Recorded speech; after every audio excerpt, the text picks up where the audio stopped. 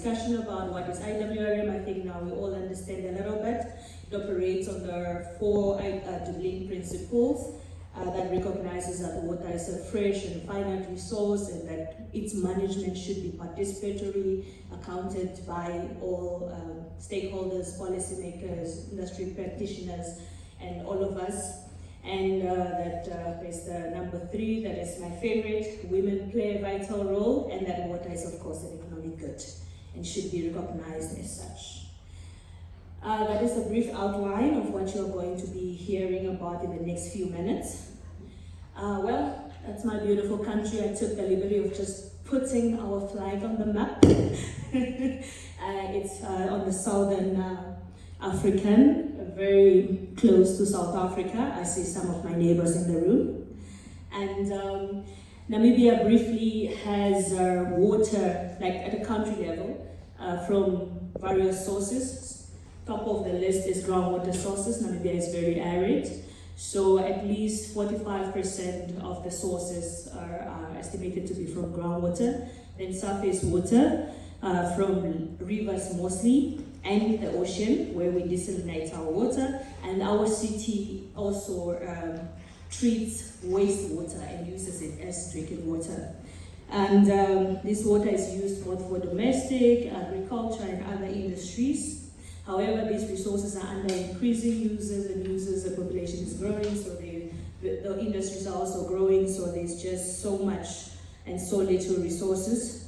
And then obviously the climate-related impacts are severely affecting us. Of note is that Namibia is currently in a drought, and our president just announced a state of emergency in May of this year. Here is Namibia's ascension to adopting IWRM. In 1990, that's when Namibia became a republic, gained its independence, and immediately after that, they realized that the former government, that was obviously colonial, did not have an equitable allocation and usage or management of the water. Some citizens were left out of the way water was managed, so they began reviewing the water sector, and then closer to the 1998, they also went deep into revising the water resource management sector. How is this being done? Because it was mostly sectorial, and that's how they proposed an integrated approach to the water resources management. And then this was documented in our National White Paper Policy of 2000. And in 2002, at the World Sustainable Summit in Johannesburg, South Africa, all the UN member states, which Namibia is, were called to come to the global call of implementing IWRM plans and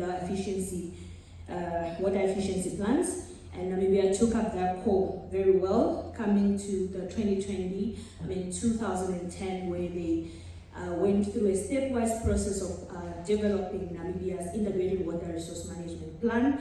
This is the strategy and action plan that is supposed to guide the country's implementation. It's very well detailed. If you would like to have a look, I think I'll be able to give you a copy. This plan has identified 5 key strategic impact areas that are relevant in the Namibian context. This may be very different in other countries. So one is enabling legislative environment. The other one is financing or investment for this implementation, capacity building both for technical capacity, government and institutional, and then the water resources management themselves. You're talking about a holistic water cycle, and then your stakeholder engagement and participation. As we said earlier, this is supposed to be a participatory process. These are some of the national milestones of just what Namibia has done to date. Namibia has implemented IWRM at both national and basin levels. We have nationally demarcated basins, as you can see. I'm not sure if the pointer is working, but the little borders you are seeing, those are basically our national basins. They are based on hydrological factors, so they're following small rivers and other groundwater aspects in the country. Most of the rivers within the country are rather seasonal, not perennial, but this is a very big milestone. And we also have an Integrated Water Resource Management Act recently promulgated in 2023, but it was initially passed in Parliament in 2013. And we have various institutions for managing our water. That is starting at the top, government represented by our Ministry of Water. We have one national utility, and then we also have local authority. And within those basins, there are established basin management committees in some of them.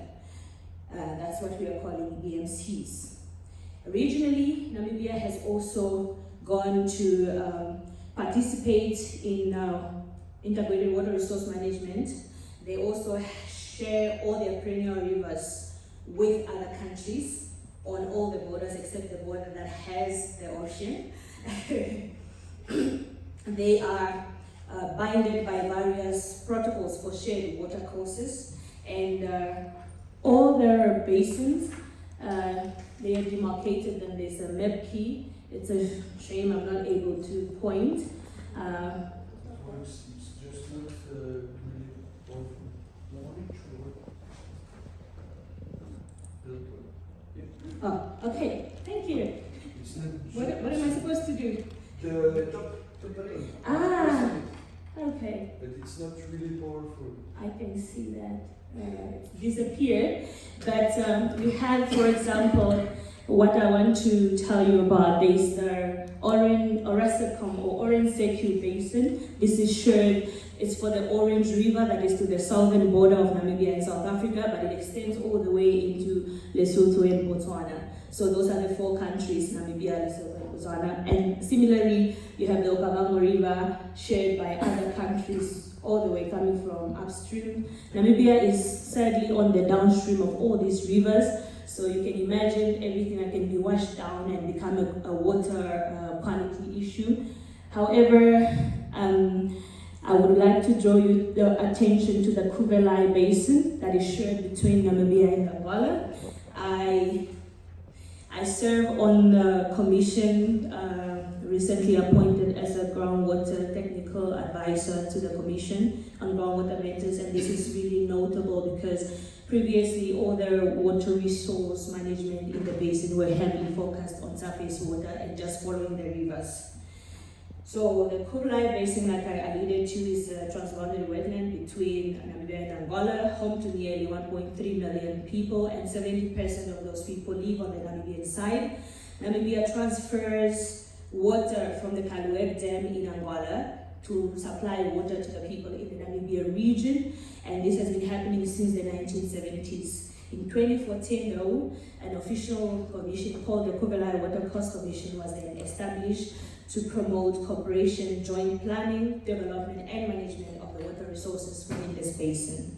And in 2019, the commission or the basin has developed an integrated water resource management plan for the planning period of 2020-2024.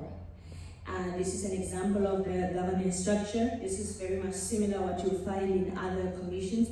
It usually starts with the top of ministers from the different countries, then you have the secretariat, and then you have various task teams, where I feature is the groundwater task team, then you have the surface water task team, wash task team, and other task teams. And thank you very much for your attention. Before I hand over to the chair, I just wanted to take this moment to thank everyone who has generously supported me to be here. Those are particularly the people that made sure I really made it here. That is the Kuvelai Water Commission, the BGR that is funding us through the commission on a project for supporting the commission, the University of the Catal. They really played a major role. The coordination, I probably sent them 200 emails just to help me with everything. And they were there to answer. The IH funded the registration. The Swiss Society, I'm eternally grateful. And if I must say, I'm a practitioner that is attempting to also advance in the research. This was my proposal to a certain university. It sadly didn't progress far, and I'm really hoping when I leave here, I'll get some sort of networks or collaboration that can help me advance research in IWRM, but particularly in Namibia, our research is not that strong, and we could use a bit of support. Thank you. She's got a minute to spare, which means 3 questions. Does anybody have a reaction? Hello. Yes, thank you for your presentation. Regarding the Water Act, you said it was signed in 2013, but more or less applied 10 years later. So what took so long for a country who wants to promote its own water? Honestly, I don't have the accurate answer. All I know is it was passed in Parliament in 2011, and 2013. Then I think the government had their own challenges, because I think they had to be complemented by regulations, and then this only got passed in August of last year, and that's when it became an official water act for the country. The regulations. Regulations. Any other questions? Yes. It's not a question, it's just to say that I know the effort that we have to be here, and congratulations for you, and congratulations for your work. I'm from Brazil, and I know a little bit about our difficulties in many different ways, and I think you will be a very beautiful future in your career, and I'm sure you will find something. And I would like to support you if you need some help in Brazil. We can make good connections, and I feel that we can change some things together and be. Sometimes we need to be hopeful. So we need to really try, and we really can believe that something can be changed. So congratulations. Thank you so much. So for those ones who've got birthdays coming up and you don't want birthday gifts, and you want to spend your money or you want to spend your time in a meaningful way, please connect with Dora and Alina to give to the world in a way that you would like to, other than birthday gifts. Because we'll just give you Swiss knives that you already have. Okay. Any further comments? She's reacting to your comment. Yes, sir. No, very quickly, I think. Thank you for the nice overview. Obviously, you spoke about your country, but you spoke a lot about the transboundary issues and so. So, I mean, Namibia, compared maybe also to your neighboring countries, are you well advanced on IWRM? Are you more advanced? Do you have a role model there, or how do you see it? Well, to be quite honest, I think this is only my opinion. It could differ from other people. Holistically, we have made progress, some progress, really worth noting, and this is why I wanted to share it here. However, I think, like the first answer we received, someone said IWRM is a construct. Many people treat it as such, as opposed to a practical thing that we can apply. And often in this part of the world where I'm coming from, they also feel like this is pushed onto them by the West. So not very keen, but it depends also who you are talking to. There are those that have supported and that are interested in advancing it.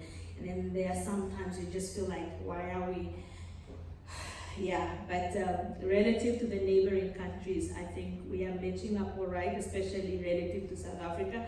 They are a much more advanced country, but we are really doing, especially the Belgians are really active, and they have active activities, projects, and I think that is of note. I hope that answers to some extent.